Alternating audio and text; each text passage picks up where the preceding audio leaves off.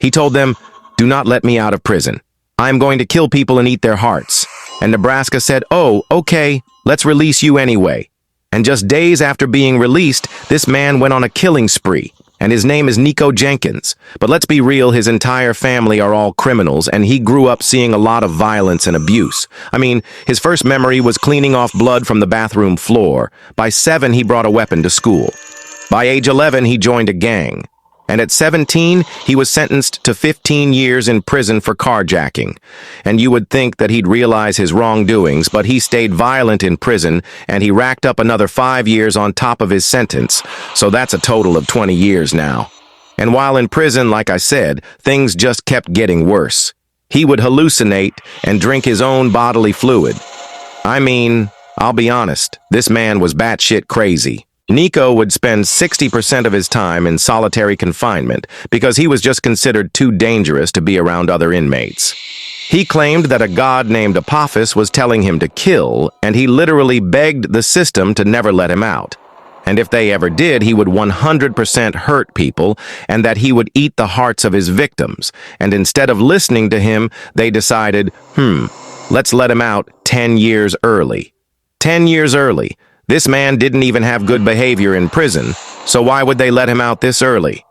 It doesn't make any sense.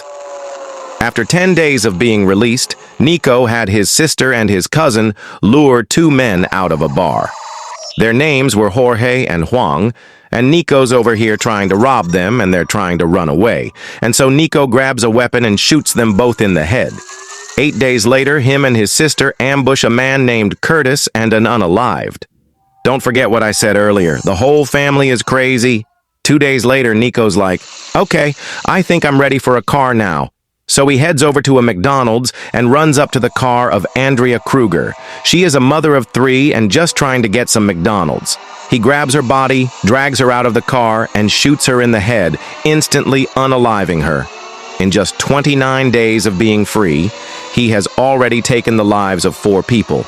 After committing such a heinous crime, Nikko ends up being trapped, caught, and arrested. I don't know what was up with this man's brain, but at first he's like, "Oh no, it was my sister and cousin who did all this."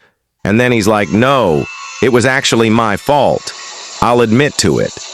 But then he flips it again, and he puts the blame on an Egyptian goddess named Apophis, and that these sacrifices were meant for her.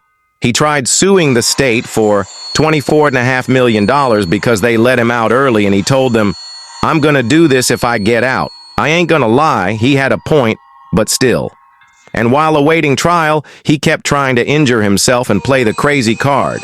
But after getting a psych evaluation done, the doctors are like, "No, this man is very sane." Nikko Jenkins ended up getting sentenced to 4 death penalties and 430 years in prison.